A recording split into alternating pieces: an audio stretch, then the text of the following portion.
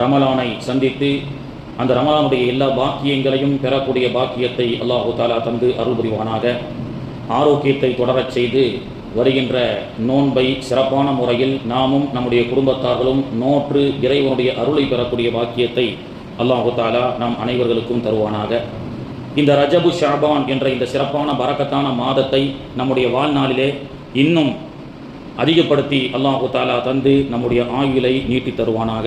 ஆமீன் யா ரப்பல் ஆலமீன்.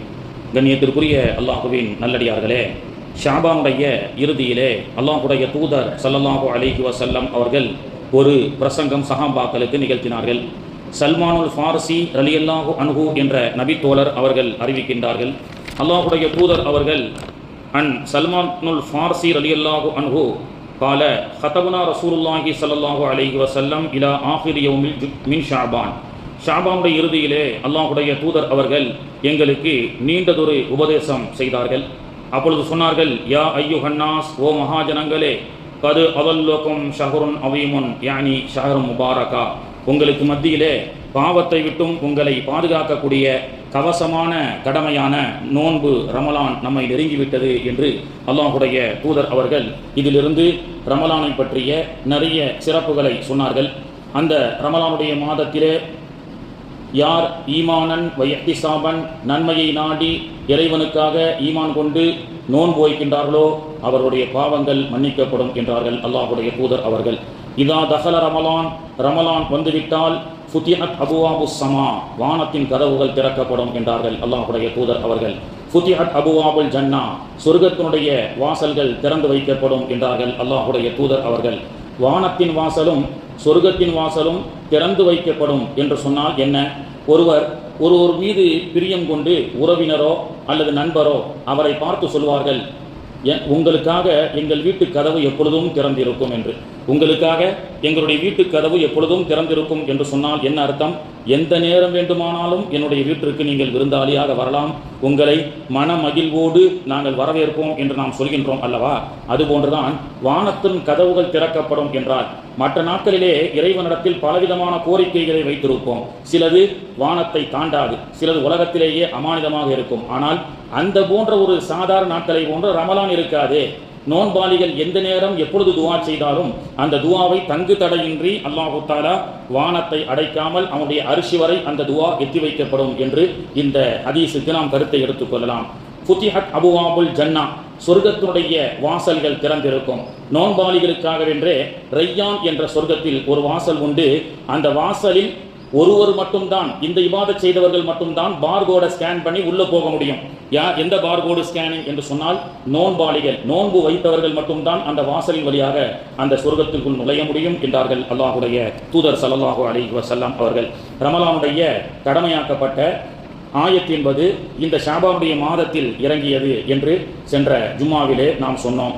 அல்லாஹு தஆலா 5 திருவசனத்தை இந்த ஷாபானுடைய மாதத்தில் இறக்கி நோன்பு ரமலான் ஒரு மாதம் முழுவதும் கடமை என்று அல்லாஹு தஆலா வலியுறுத்தி சொல்கின்றான்.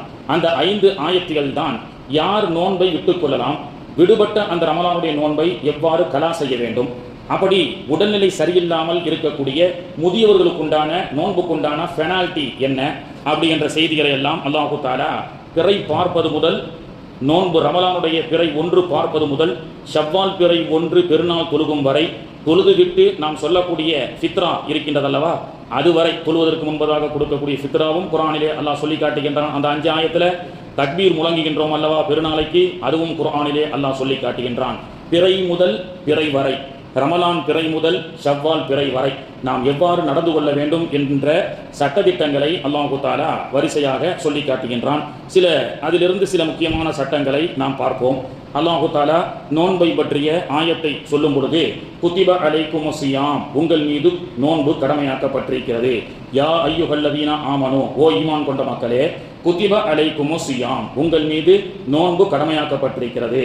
கமா, எப்படி என்று சொன்னால், குத்திப அலல்லதீன மின் கப்லிக்கும், உங்களுக்கு முன் சென்ற சமூகத்திற்கு எவ்வாறு நோன்பை நாம் கடமையாக்கினோமோ அதே போன்று உங்களுக்கும் நான் நோன்பை கடமையாக்கி இருக்கின்றேன். லஅல்லக்கும் தத்தகூன், நீங்கள் இறையச்சம் பெறுவதற்காக என்று அல்லாஹு தஆலா நோன்பு வைப்பதின் மூலமாக அல்லாஹ் எதிர்பார்க்கக்கூடியது என்னவென்று சொன்னால் இறையச்சம். உண்மையாக வைக்கக்கூடிய நோன்பாளிகளுக்கு அந்த அல்லாஹ் கொடுக்கக்கூடிய ஒரு பரிசு என்னவென்றால், இறையச்சம் என்று சொல்லப்படும். அல்லாஹ்வுடைய தூதர் அவர்கள் சொன்னார்கள், அல்லாஹு தஆலா எல்லா காரியத்திற்கும் நன்மையை தருவான் என்று சொன்னார்கள். குர்ஆன் ஓதுகிறீர்களா, நன்மை உண்டு. தொழுகிறீர்களா, நன்மை உண்டு. உம்ரா செய்கிறீர்களா, நன்மை உண்டு. ஹஜ் செய்கிறீர்களா, நன்மை உண்டு. ஆனால் அல்லாஹ்வுடைய தூதர் அவர்கள் சொன்னார்கள், நோன்பு வைத்தால் நன்மை இல்லை அப்படின்னு சொன்னாங்க. நமக்கு உடனே ஒரு ஆச்சரியமா தோணும், என்னடா நோன்பு வச்சா நன்மை இல்லைன்னா அப்ப என்ன கிடைக்கும் அப்படின்னு சொல்லி அல்லாஹ்வுடைய தூதர் அவர்கள் சொன்னார்கள், ஆதிபிதா ஆதமுடைய சந்ததிகளுக்கு உண்டான எல்லா நன்மைகளுக்கும் அவர்கள் செய்கின்ற செயல்களுக்கும் நற்காரியங்களுக்கும் நன்மை உண்டு, நோன்பை தவிர. நோன்பை பற்றி அல்லாஹ் சொல்கின்றான், நோன்புக்கு நன்மை இல்லை. அஸ்ஸௌமுலி, நோன்பு எனக்காக நோக்கப்படுகிறது அல்லாஹ் சொல்கின்றான் என்று அல்லாஹ்வுடைய தூதர் அவர்கள் சொன்னார்கள். நோன்பு எனக்காக நோக்கப்படுகிறது. தொழுகிறார் என்று சொன்னால் அந்த அவர் தொழக்கூடிய தொழுகையை 4 பேர் பார்க்க முடியும். உம்ரா செய்கிறார், ஹஜ் செய்கிறார் என்றால் அதெல்லாம் பகிரங்கமாக இன்னொருத்தருக்கு நம்மால் காட்ட முடியும். ஜகாத்து தர்மம் செய்கிறார் என்று சொன்னால் வாங்குபவராவது தெரிந்து கொள்வார். ஆனால் நோன்பு மட்டும்தான் அல்லாஹ்வுக்காக மட்டும். வெளியில் நோன்பாளி என்று 4 செவத்துக்குள் அவர் தண்ணீரை குடித்தாலும் தெரியாது. அது அல்லாஹ்வுக்கும் அவருக்கும் உள்ள ரகசியம். இதைத்தான் அல்லாஹு தஆலா நோன்பு அஸ்ஸௌமுலி, எனக்கும் அடியானுக்கும் உள்ள சீக்ரெட். அது எனக்கும் அடியானுக்கும் உள்ள சீக்ரெட். எனவே வெளிரங்கமாக வெளிப்படையாக மற்றவர்களுக்கு தெரிந்து செய்யக்கூடிய நற்காரியங்களுக்கெல்லாம் இஹ்லாஸின் அடிப்படையில் நன்மை உண்டு. நோன்பு என்னுடைய அடியான் என் மீது மட்டும் பயந்து எனக்காக வைக்கின்றான் அல்லவா, எனவே அதற்கு நன்மை இல்லை, அதற்கு நானே கூலியாக ஆகிவிடுகிறேன் என்று அல்லாஹ் தஆலா சொல்வதின் மூலமாக எல்லா நன்மைகளுக்கும் எல்லா நற்செயல்களுக்கும் நிர்ணயிக்கப்பட்ட ஒரு நன்மை என்பது ஒன்று உண்டு. ஆனால் நோன்புக்கு நிர்ணயிக்கப்பட்ட நன்மை என்பது இல்லை, நிர்ணயிக்கப்பட்ட சிறப்பு என்பது இல்லை. அல்லாஹ்வுடைய கஜானாவிலே என்ன வேண்டுமானாலும் வாங்கிக் கொள்ளலாம் நோன்பாளிகள், தங்கு தடை இல்லை. உலகம் சம்பந்தப்பட்டதோ மறுமை சம்பந்தப்பட்டதோ அடியான் எனக்காக நோன்பு வைத்தால் அந்த நோன்பாளி எந்த நேரமும் எனக்கு இடத்தில் கேட்டால் நான் தருவேன் அப்படின்றான். ஃபுத்தியாத் அபுவாபு ஸமா, அதற்காக வானத்தினுடைய கதவுகள் திறந்திருக்கும், என்னுடைய அருள் வாசல் திறந்திருக்கும், என்னுடைய சொர்க்க வாசல் திறந்திருக்கும், நரக வாசல் மூடப்பட்டிருக்கும். எனவே உலகம் சார்ந்த மறுமை சார்ந்த என்ன கேட்டாலும் பிளாங்க் செக் சம்பளமாக வாங்கக்கூடிய சில முக்கிய சர்கள் இருப்பார்கள் அல்லவா, அவர்களுக்கு பிளாங்க் செக் தான் நிர்ணயிக்கப்பட்ட சம்பளம் என்பது அவர்களுக்கு சில ஊழியம் செய்யக்கூடியவர்களுக்கு இருக்காது. அப்படிப்பட்ட ஒரு துறை என்பது உலகத்தில் சில இருக்கலாம். பிளாங்க் செக் ஒரு எந்த கூலி தொழிலாளியாக இருந்தாலும் அல்லது மேல் மட்டத்தில் வேலை செய்யக்கூடிய அதிகாரியாக இருந்தாலும் எல்லோருக்கும் நிர்ணயிக்கப்பட்ட சம்பளம் என்று ஒன்று உண்டு. நிர்ணயிக்கப்படாமல் கொடுக்கப்படக்கூடிய பிளாங்க் செக் சம்பளத்தை போன்றுதான் நோன்பு. நோன்புடைய அந்த தியாகம், நோன்புக்காக நாம் செய்கின்ற அந்த பயிற்சி, நோன்புக்காக அல்லாஹ்வுக்காக நாம் கிடைக்கின்ற அந்த பட்டினி, நோன்புக்காக நாம் விட்டிருக்கக்கூடிய ஆசா பாசங்கள், இது எந்த அளவுக்கு தியாகத்தின் உச்சகட்டத்தில் செல்கின்றதோ அந்த அளவுக்கு அல்லாஹு தஆலா அந்த நோன்பாளிகளுக்கு கிள்ளி கொடுக்க மாட்டான், அள்ளி கொடுப்பான். இந்த ஆயத்தின் மூலமாக நமக்கு ஒரு செய்தி தெரிகிறது. இறையச்சம் நமக்கு நோன்பின் மூலமாக கிடைக்கிறது. ஏனென்றால் அடியானுக்கும் இறைவனுக்கும் உள்ள இறையச்சம், அது அவனுக்கும் இறைவனுக்கும் ரப்புக்கும் அடியானுக்கும் உள்ள தொடர்பை இந்த நோன்பு ஏற்படுத்துகிறது. இறையச்சம், தக்வா. ஆனால் அல்லாஹு தஆலா குர்ஆன்ல உங்களுடைய முந்திய சமூகத்திற்கு நோன்பு கடமையாக்கப்பட்டதை போன்று உங்களுக்கும் கடமையாக்கப்பட்டிருக்கிறது என்று சொன்னால், படைக்கப்பட்ட முதல் ஆதி மனிதர் என்று சொல்லக்கூடிய ஆதிபிதா ஆதம் அலைஹிஸ்ஸலாம் அவர்களை அல்லாஹ் சொர்க்கத்தில் படைத்தான். வரலாறு நமக்கு தெரியும். அல்லாஹ் அவர்களை படைத்து முடித்தவுடன் அல்லாஹ் அவர்களுக்கு சொன்ன கட்டளையை அருள்மறை நமக்கு சொல்லி காட்டுகின்றது. வயது குல்னா, நாம் சொன்னோம் அந்த இருவருக்கு. குல்னா என்றால் இருவருக்கு அல்லாஹ் சொல்லியிருக்கின்றான். யாருக்கு?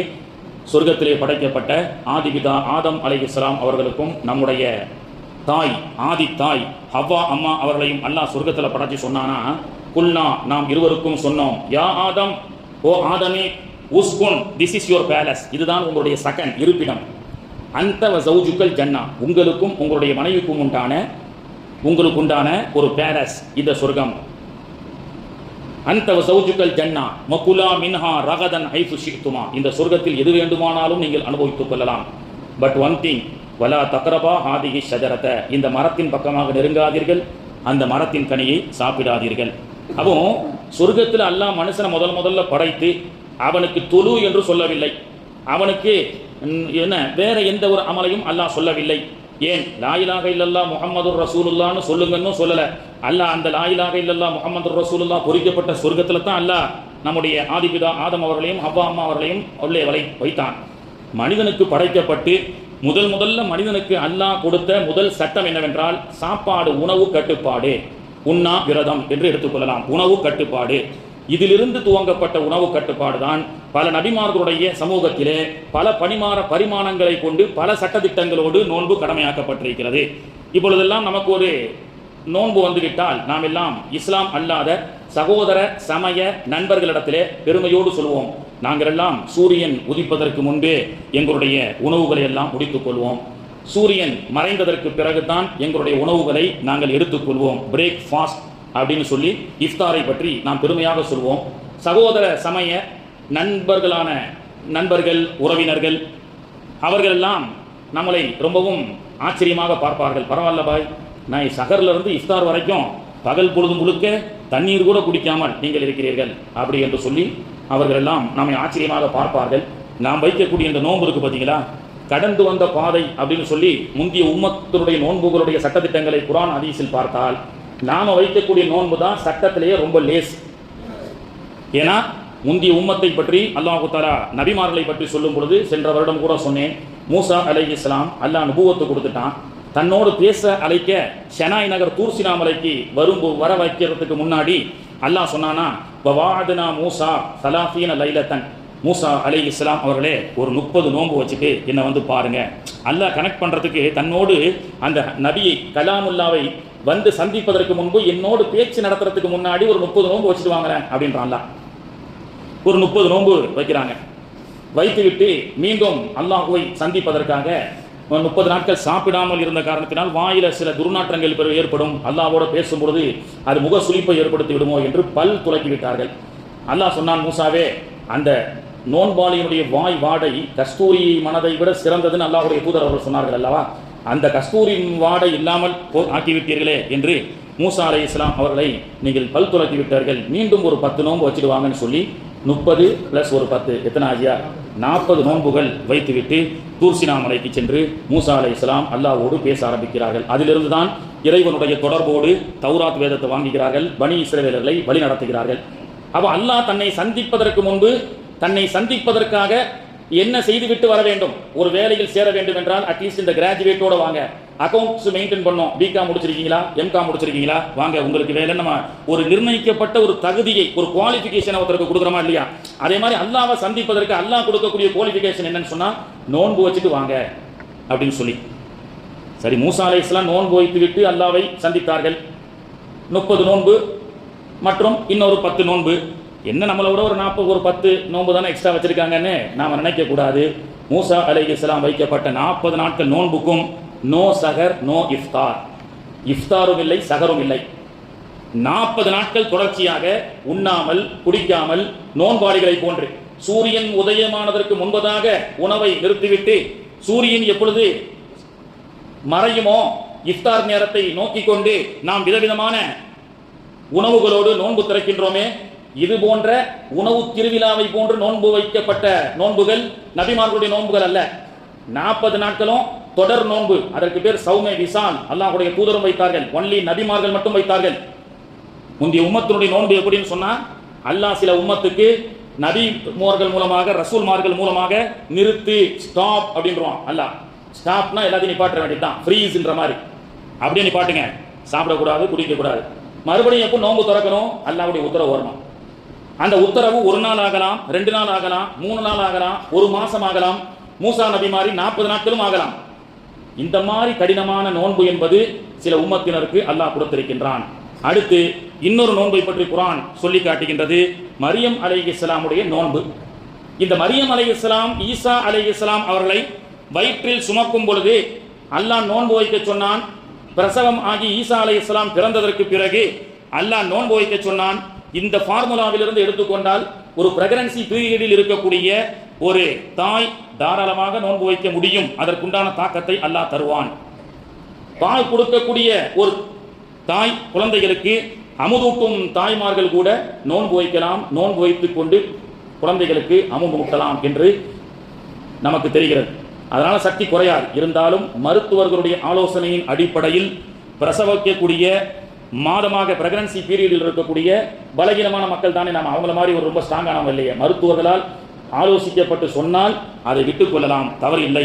ஆனால் விடுபட்ட நோன்புகளை மீண்டும் ஆரோக்கியம் வந்ததற்கு பிறகு, சாதாரண நிலை வந்ததற்கு பிறகு அந்த நோன்புகளை எல்லாம் கலா செய்ய வேண்டும். பெண்களை பொறுத்தவரை சாதாரண சில குளிக்கக்கூடிய நாட்கள் அவர்களுக்கு வந்துவிட்டால் தொழ மாட்டார்கள்.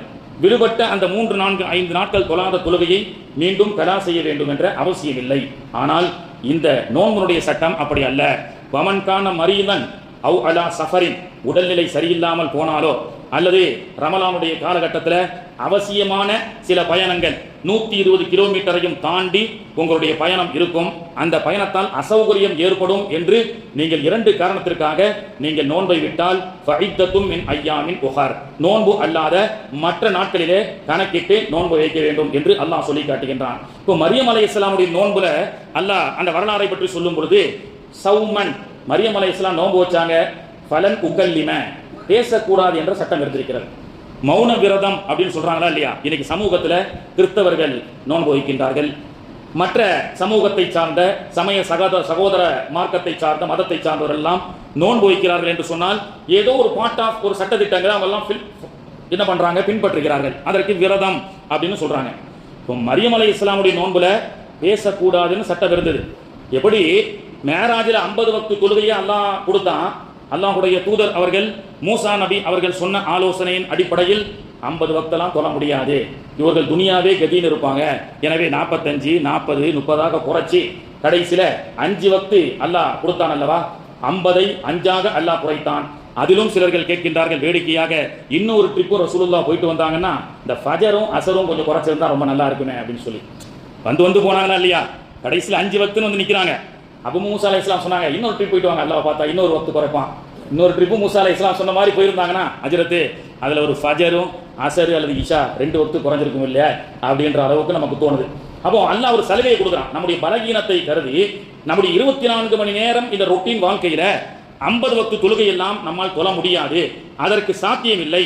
அப்படி அவர்களுக்கு திணித்து அவர்கள் பள்ளியின் பக்கமாக வராமல் போய் அவர்களை எல்லாம் கேள்வி கணக்கில் பிடித்து நரகத்தில் தள்ள வேண்டும் என்று அல்லாஹ்வுக்கு ஆசை இல்லை.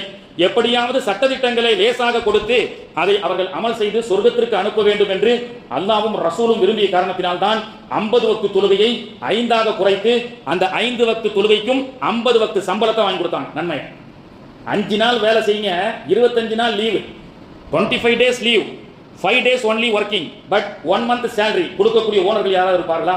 3 நாள் லீவே கிடைக்க மாட்டேங்குதுன்னு. ஆனா அல்லாஹ் கொடுப்பான்.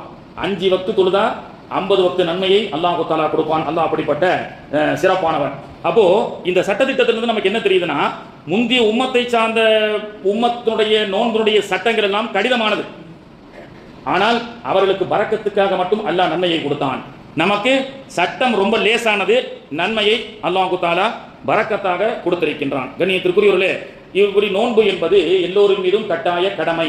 வமன்கான மரீதன் அவு அலா சஃபரின், நோய் ஏற்பட்டு விட்டாலோ அல்லது 120 கிலோமீட்டரை தாண்டி ஒரு பயணம் அசௌகரியம் ஏற்படும் என்று சொன்னாலோ நீங்கள் விட்டுவிடலாம். ஆனால் ஃபஇத்தத்தும் மின் ஐயாமின் உஹர், விடுபட்ட நோன்பை நீங்கள் கலா செய்ய வேண்டும் என்று அல்லாஹ் தஆலா சொல்கின்றான். நோய் என்றால் என்ன? அந்த நேரத்தில் ரமலான்ல ஏதோ ஒரு சிவியரான ஒரு ஃபீவரோ அல்லது வேற ஏதேனும் ஒரு அசௌகரியம் ஏற்பட்டு விட்டது, அந்த நேரத்தில் நம்மால் நோன்பு வைக்க முடியல, பரவாயில்லை. ஏன்னா நோன்பு வச்சுட்டு பாதியிலே முடிக்கக்கூடாது, அது ஒரு விஷயம் இருக்கு. நோன்பு வச்சுட்டு பாதியிலே முடிச்சா என்ன பெனால்ட்டி? 60 நோன்பு வைக்கணும், தொடர்ந்து 60 மிஸ்கின்களுக்கு உணவளிக்கணும். ஸோ நோன்பு வச்சுட்டு பாதியில வேண்டுமென்றே விடக்கூடாது என்பதையும் நான் தெரிந்து கொள்ள வேண்டும். அந்த நேரத்தில் ஒரு அசௌகரியம் ஏற்படுது, நோன்பை விட்டுக்கொண்டு விடுபட்ட அந்த கலா நோன்புகளை எல்லாம் இதர நாட்களில் கலா செய்யணும். சரி, இது அல்லாம வீட்டில் முதியவர்கள் இருப்பார்கள். வருடம் வருடம் இந்த சட்டத்தை நாம் சொல்லுவோம். ஒரு வயசானவங்க இருப்பாங்க, நாம் என்ன நினைப்போம், உன்லோ புட்டோ லோக ஹே உன்கோ ரோசா நெய்பா அப்படின்றாங்க ஒரே வார்த்தையில். அவங்களாம் வயசானவங்க ஜி, அவங்களுக்குலாம் நோன்பு கிடையாது. அல்ல எல்லாருக்கும் நோன்பு கடமைன்னு சொல்றானே, எல்லாருக்கும் தொழுகை கடமை தானே. 5:15 ரூபு பிரிஞ்சா 5 மணிக்கு அசர் தொழுகை முடிஞ்சிருச்சா இல்லையா? அந்த கடைசி அசர் தொழுகை எல்லாம் கேட்பானே, 5:15 ரூபு பிரிஞ்சிருக்குப்பா, 5 மணிக்கு அசரு, அந்த தொழுகையா நல்லா கேட்பான். இப்படி கணக்கிட்டு கேட்கக்கூடிய கேள்வி கணக்கு அல்லாஹ் கேட்பான்னு சொல்லும் போது நோன்பு மட்டும் எப்படி அல்லாஹ் மன்னிச்சு விட்டுருவானா? வயசானவங்க, முடியாத இருக்கிறாங்க, ஐசியூல இருக்கிறாங்க, அன்கான்சியஸ்ல இருக்கிறாங்க, அவங்களால முடியாது அப்படின்னு நாம நினைக்கின்றோம் அல்லவா? அவர்களுக்கு உண்டான நோன்பு என்ன? அவர்கள் நம்மை போன்று திரகாத்திரமாக சகர் சாப்பிட முடியாது, இஃப்தார் சாப்பிட முடியாது. அவங்க வயசானவங்க, டேப்லெட் எடுத்துட்டு இருக்கிறாங்க அல்லது வேற ட்ரீட்மெண்ட் எடுத்துட்டு இருக்கிறாங்க.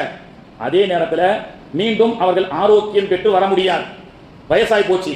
இந்த மாதிரி வயசானவங்களுக்கு உண்டான நோன்பு என்னன்னு சொன்னா அதையும் அல்லாஹ் தஆலா சொல்லி காட்டுகின்றான். வமன் கான மரீதன் அவ் அலா சஃபரின் ஃபஇத்தத்தும் மின் அய்யாமின் உஹரை தாண்டி வஅலல்லதீன யுதீகூனஹு ஃபிதியா, முதியவர்களுக்கு ஃபிதியா கொடுக்கணும். That is a penalty of senior citizen and patient. பேஷண்டா இருக்கக்கூடியவங்க, படுத்த படுக்கையில் இருக்கக்கூடியவங்க, சீனியர் சிட்டிசனுக்கு உண்டான நோன்புனுடைய பெனால்டி, நோன்புக்கு பகரமாக அவர்கள் கட்டக்கூடிய டாக்ஸ் என்ன அப்படின்னு சொன்னா ஒரு நிர்ணயத்தை அல்லாஹ்வுடைய தூதர் அவர்கள் சொல்லிக் கொடுக்கின்றார்கள்.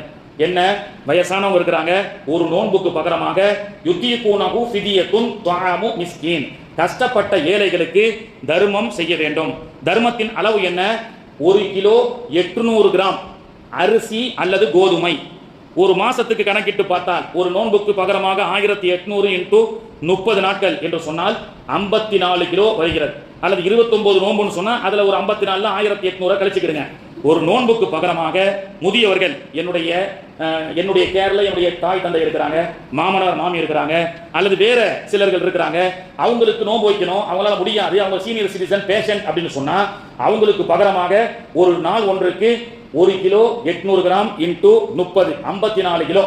10 நாட்கள் கழிச்சு 18 கிலோவா 10 நோம்பு முடிஞ்ச உடனே கொடுத்தாலும் சரி, அல்லது 54 கிலோ அரிசியையோ கோதுமையோ யாரு தேவையுடையவர்களாக மிஸ்கீன்கள் இருக்கிறார்களோ அவர்கள் நோன்பாளியா பாருங்க.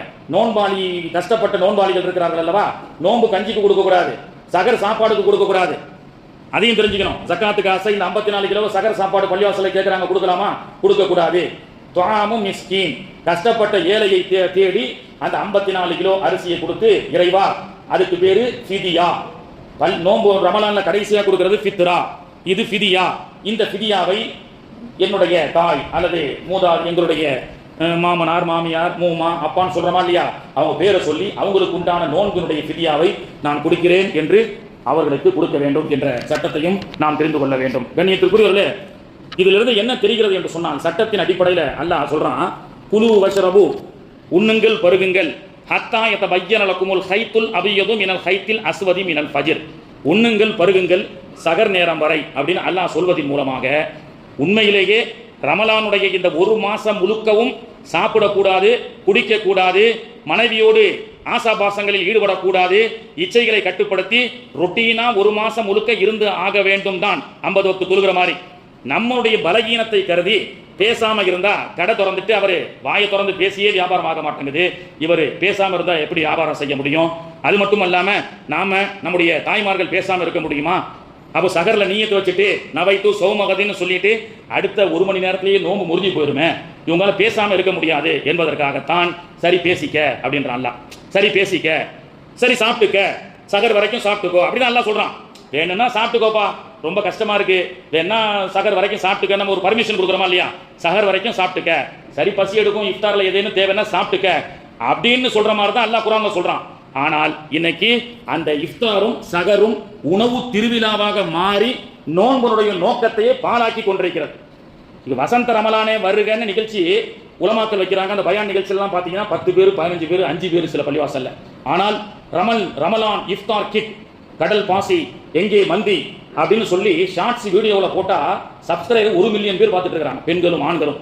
எங்க சாப்பிடலாம், எங்க கறி சமோசா கிடைக்கும், இதுவா ரமலானுக்கு உண்டான நோக்கம்? அப்போ பிளானே மாறி போச்சு, நோக்கமே மாறி போச்சு. கடந்த இந்த இணையதளங்கள் வந்ததற்கு பிறகு எந்த பள்ளிவாசல்ல சகர் சாப்பாடு ரொம்ப வெயிட்டா போடுறாங்க, எந்த பள்ளிவாசல்ல இஃப்தாருக்கு என்று யாரும் தவறாக நினைக்க வேண்டாம். இதற்கல்ல நோன்பு, ஒரு மாசம் ஃபுல்லா பட்னி கிடக்கணும், இதான் சட்டம். வேணும்னா சாப்பிட்டுக்கன்னு அல்லாஹ் சொல்றான்னு சொன்னா, வேணும்னா பேரிச்சம்பழத்தை வச்சு நோன்பு திறந்துக்க. ரமலான் முழுக்க அல்லாஹ் அனுமதிக்கப்பட்ட இரவு நேரங்களில் நாம பகல் முழுக்க பட்னி கிடந்ததற்காக கெட்டுன்னு சாப்பிட வேண்டும் என்று சொல்லவில்லை சட்டம். இதுவெல்லாம் சரி சாப்பிட்டுக்க, சரி குடிச்சிக்க, சரி மனைவியோட இரவு நேரத்தில் சேர்ந்துக்க அப்படின்னு சொல்றதெல்லாம் இதெல்லாம் ஒரு சலுகை தானே தவிர இது மட்டுமே எடுத்துக்கொண்டு ஒரு உணவு திருவிழாவாகவே இன்னைக்கு மாறிக்கொண்டிருக்கக்கூடிய ரமலானாகவே இருந்து கொண்டிருக்கின்ற ரமலானை வரவேற்பது ஒரு காலகட்டத்தில் தாயும் பெற்றோர்கள் பிள்ளைகள் தாய் அந்த பிள்ளைகள்லாம் ரமலான் வருது ஒரு 20 வருஷத்துக்கு முன்னாடி சொல்றேன். இப்ப எல்லாம் கடல் பாசி எப்படி செய்வது, கறி சமோசா எப்படி செய்வது, பீஃபில் என்னென்ன வகையெல்லாம் செய்து சகரில் சாப்பிடுவது, இஃப்தாரில் என்னென்ன வித்தியாசமான டிஷ்களை எல்லாம் இஃப்தாரில் சாப்பிடும் வித்தியாச டிஷ் அப்படின்னு சொல்லி ஷார்ட்ஸ்லையும் யூடியூப்லையும் வந்தா அதை போய் பார்க்குறாங்க இன்னைக்கு பெண்கள். நோக்கம் அதுவா? சாப்பாடு நோக்கமா? ஒரு மாசம் ஃபுல்லா பட்டினி கிடக்கணும், இதுதான் சட்டம். சரி போனா போது, நீங்க எல்லாம் பசி தாங்க மாட்டீங்க, அந்த மாதிரி நோன்பை கொடுத்தால் 2 நாள் கூட உங்களால் செய்ய முடியாது என்ற அந்த 50 வக்து 5 வக்தாக மாற்றப்பட்ட காரணத்தினால்தான் நமக்கு சலுகை கொடுக்கப்பட்டிருக்கிறது. ஆனால் அந்த நோக்கமே இணையதளம், யூடியூப், இன்ஸ்டாகிராம், பேஸ்புக் போன்றவை இந்த ரமலான்ல ஒரு மாசம் திறந்தா மண்ணடியில கறி கஞ்சி கிடைக்குதா, இதுல இந்த கஞ்சி கிடைக்குதா, இங்க ஹரிதா கிடைக்குதான்னு சொல்லி சாப்பாடா குமிஞ்சி கிடைக்கிறது. இது நோன்புக்குண்டான நோக்கம் கிடையாது, நோக்கத்தையே கெடுத்து விடுகிறது. அது மட்டும் இல்லாம முந்தைய காலகட்டத்தில் ஒரு 20 வருஷத்துக்கு முன்னாடி எல்லாம் குடும்பமாக நோன்பு வைத்தார்கள். வயசான அம்மா சொல்லுவாங்க, நான் நோன்பு 30 நோன்பையும் பிடிச்சிடுறேன். அவங்களுக்கு அந்த வாய்ப்பு கிடைக்குது. 60 வயசு 70 வயசை தாண்டிய முதிய பெண்களுக்கு கிடைக்குது. 30 நோன்பு பெண்களுக்கு 2 விஷயத்துல கிடைக்கும். ஒன்னு ஹமலா இருந்தா கிடைக்கும். மாதமாக இருக்கக்கூடிய பெண்களுக்கு மட்டும் 29 30 நோன்பு வைக்கக்கூடிய பாக்கியம் கிடைக்கும். அடுத்து 50 60 வயசை தாண்டிய இளம் பருவத்தை தாண்டிய முதிய பெண்களுக்கு கிடைக்கும். இதுவெல்லாம் பெருமையாக நினைத்தார்கள். நான் 29 நோன்பு 30 நோன்பு வைக்க போறேன், அந்த வருஷம் நான் 3 குரான் முடிக்க போறேன், நான் 5 குரான் முடிக்க போறேன். மகளிடத்துல நீ 5 குரான் முடிச்சா நான் 7 குரான் முடிக்கிறேன். பேச்சு சொல்லும், நான் 10 குரான் முடிக்கிறேன், நான் இத்தனை ரக்காய் தொழுகிறேன் அப்படின்னு சொல்லி சமீப சில காலமாக இருக்கிற அமலையே சுரண்டிட்டு போயிடுறாங்க. 20 ரக்காயத்தா, இல்ல 12 ரக்காயத்துலாம் எக்ஸ்ட்ரா தொழுதா நரகத்துக்கு போயிடுவா, 8 ரக்காயத்து போதும். நான் கட்டாயப்படத்துல யாரையும் தொழுவுங்க, 8 ரக்காயத்து உங்களால முடியுமா தொழுது போங்க. அதுக்கு பேர் தராவி என்று சொன்னா பீஸ்ஃபுல்லா ராகத்தா தொழுகிறது, ராஹா அப்படின்னு சொல்லி. தராவி என்றாலே 20 ரக்காயத்தான். அரபியினுடைய இலக்கணத்தை அதை பத்தி பேசினா பேசலாம். 8 ரக்காயத்து என்று சொன்னால் தராவி ஹைன் அப்படின்னு வந்துடும். 8 ரக்காயத் என்று சொன்னால் அரபியில தனியா வார்த்தைகள் இருக்கு, இருமை பன்மைன்னு சொல்லி. தராவி ஹைன் அப்படின்னு சொன்னாதான் 8 ரக்காயத். தராவீஹ் அப்படின்னு சொன்னாலே அபவ் 8 தான். இதுதான் உமர் ரலியல்லாஹு அன்ஹு அவர்கள் சமூகத்தை பிரிஞ்சிட்டு இருக்காதீங்கன்னு சொல்லி, அதை பத்தி நான் அப்புறம் பேசுறேன். அப்போ என்னன்னு சொன்னா, அமல்களில் போட்டி போடக்கூடிய ஒரு காலம் இருந்தது. நான் இத்தனை குரான் ஓதுவேன், மகள், மருமகள், பேரன், பேத்திகள், பிள்ளைகள் என்று ஒரு 3 ஜெனரேஷன்ல இருக்கக்கூடிய அந்த தாய்மார்களும் வீட்டில் இருக்கக்கூடிய ஆண்களும் போட்டி போட்டு குரான் ஓதிட்டு இருந்தாங்க. ஆனால் சமீப சில காலமாக இன்னைக்கு நம்முடைய சமூகத்தில் இந்த இணையதளம் வந்ததற்கு பிறகு, நவீனங்கள் பேசப்பட்டதற்கு பிறகு 20 8 இன்னைக்கு பிறை பார்க்கப்பட்டதா இல்லையா, ஒரே வீட்டில் ஒரு பெருநாள், 2 பெருநாள், 3 பெருநாள் என்று இன்னைக்கு சமூகமே ரமலானை நிறைய பிரிவினை ஏற்படுத்தக்கூடிய பாவமாக ஆகிவிட்டது. இணையதளங்கள் வந்ததிலிருந்து என்னங்க, ஒரு முக்கியமான இஸ்லாமியர்கள் பெல்ட் வாழக்கூடிய, அதிகமான மக்கள் வாழக்கூடிய ஒரு பாரம்பரியத்தை சார்ந்த ஒரு ஊர்.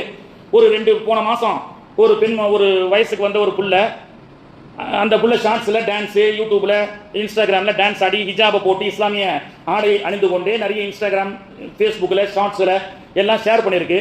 அந்த ஊர்ல இருக்கக்கூடிய ஒரு நல்ல மனிதர், ஏமா இந்த மாதிரிலாம் பண்ணாத, ஹிஜாபு போட்டிருக்க, நம்ம ஊருக்கே இது கெட்ட பேருமா அப்படின்னு சொல்லி அந்த மாதிரி செய்யாத அப்படின்னு சொன்ன உடனே அந்த பொண்ணுக்கு கோபம் வந்து, நான் செய்யறதுனால தான் இந்த ஊருக்கு கெட்ட பேரா, இந்த ஜமாத்துல இந்த இவர் செஞ்சார், இவர் அஜரத் இந்த தப்ப செஞ்சார் அப்படின்னு சொல்லி இப்போ பாருங்க, பாவங்கள் போட்டி போட்டு செய்ய ஆரம்பிச்சிட்டாங்க. ஒரு காலகட்டத்தில் குரான் நான் 1 ஓதுனா நீ 2 ஓதுவேன், நீ 2 ஓதுனா 5 ஓதுவேன்ற காலங்கள் போய் நான் மட்டும்தான் பாவம் செய்யறானா, அதோ அஜரத் செய்கிறாரு, அதோ பள்ளி நிர்வாகம் செய்கிறார்கள், அதோ அந்த ஜமாத்காரர் செய்கிறார், இவ்வளோ இந்த ஜமாத்காரர் செய்கிறார், எல்லாரும் இப்படி போட்டி போட்டு நீ செய்ய நான் செய்யன்னு சமூகத்தில் இல்லாத அனாச்சாரங்களையும் அலிச்சாட்டியங்களுக்குமா போட்டி போட வேண்டும். இந்த இணையதளங்கள் வந்ததற்கு பிறகு அப்படியாக மாறிவிட்டது. ஒரு பக்கம் நோன்பு என்பது உறவு திருவிழாவாக மாறிவிட்டது. தயவு செய்து அது இந்த வருஷம் நிறைய விஷயம் வருகிறது. சகர் சாப்பாடு என்பது ஒரு நேரத்தில் வழிபோக்கர்கள் வந்தவர்களுக்காக, வெளியூர்கள் இருந்து வந்த பேஷண்ட்டுகளுக்காக, வந்திருக்கக்கூடிய அந்த அட்டெண்டர்களுக்காக ஏற்பாடு செய்யப்பட்டது. ஆனால் அந்த சகர் சாப்பாடே இப்பொழுது உணவு திருவிழாவாக மாறியதுதான் மன வேதனையாக இருக்கிறது. எந்த ஜமாத்தையும் நாம் குறை சொல்லவில்லை. அந்த ஆகக்கூடிய ஒரு பள்ளிவாசல், போன வருஷம் கூட சொன்னேன், ஒரு பள்ளிவாசல்ல சகர் சாப்பாடுக்கு அவங்க ஆன செலவை வாட்ஸ்அப்ல போடுறாங்க. இன்னைக்கு மட்டன் பிரியாணி 1 லட்சம் ரூபாய் நம்முடைய பள்ளிவாசலில் செலவாகி இருக்கிறது என்று. 1 லட்சம் ரூபாய் ஒரே இரவில் சாப்பிட்டு மலமாக சென்று விட்டது. 30 நாளை கணக்கு பண்ணி பாருங்க.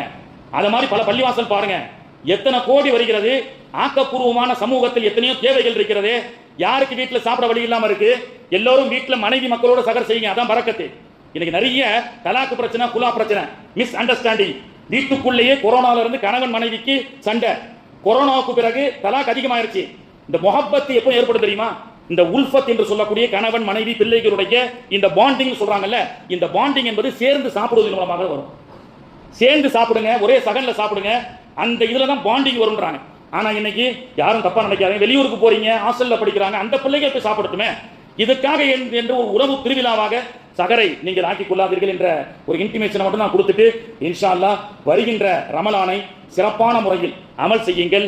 நீங்கள் உழைச்சி சம்பாதிச்ச காசுல ஹலாலா நோன்பு வைங்க, ஹலாலா நோன்பு திறங்க. நோன்பு திறப்பதற்கு கூட நிர்வாகிகள் யார் கொடுத்தாலும் வாங்குவதில்லை.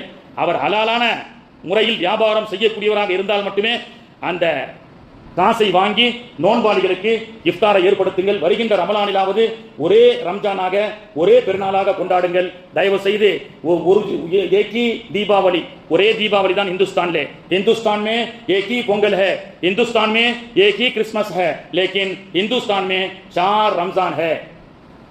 இந்த முதல் பிறை புதன்கிழமை நைட்டு பார்க்க போறோம்னா அன்னைக்கு அலப்பறைகள் தாங்க முடியாது. புதன்கிழமை பிறையை பார்க்கணும். சக்குடைய நாளா இருந்தா இல்ல வியாழக்கிழமை பகல் நோன்பு வைக்க கூடாது, வியாழக்கிழமை கன்ஃபார்ம் பண்ணுவாங்க. அதுக்குள்ள அதிரத்தே சவுதியில மருமகன் பிறையை பார்த்துட்டாங்களாமே, புர்னையில பார்த்துட்டாங்களாமே அப்படின்னு சொல்லி சில பேர் என்ன செய்யறாங்க, இன்டர்நேஷனல் பிறை என்ற அடிப்படையில் பிறையை கணக்கு வச்சு வைக்கிறாங்க. சரியா அதிரத்து சில பேருக்கு தோணும், ஏங்க வச்சுட்டு போட்டுக்கோங்க, ஒரு நோன்புல என்ன இருக்குன்னு நம்ம சொல்றோமா இல்லையா. ஒரு குழப்பத்திற்குரிய வைக்கக்கூடிய சக்குடைய நாளில் வைக்கக்கூடிய நோன்பு என்பது பாவமான நோன்பு. அல்லாஹ்வுடைய தூதர் ஷாபானுடைய 20 தாண்டி விட்டால் வழக்கமாக வைக்கக்கூடிய நோன்பாளிகளை தவிர மற்ற யாரும் அதிகமாக வச்சுக்காதீங்க, வச்சு நோன்பு வச்சு களைப்பாக்கி பரல்ல கோட்டை விட்டுறாதீங்க அப்படின்னு சொன்னாங்க.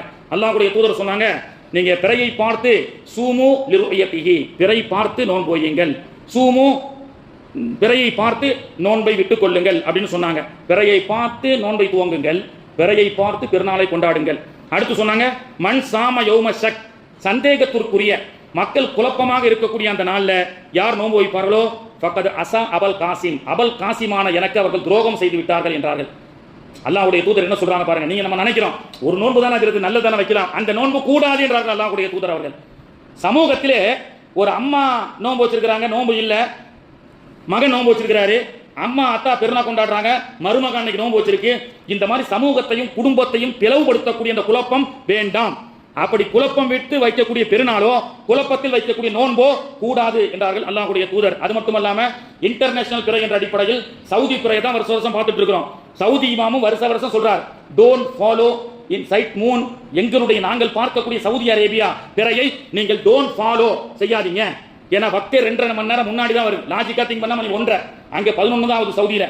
இப்போ இங்க 1:30, மலேசியால ஜும்மாவெல்லாம் முடிச்சிட்டு அவங்களுக்கு 4 மணி ஆச்சா 3 மணி ஆச்சா ஆயிருச்சு. அப்போ நேரங்கள் வித்தியாசம் வரும் பொழுது கால பொழுதுகள் வித்தியாசம் இல்லையா.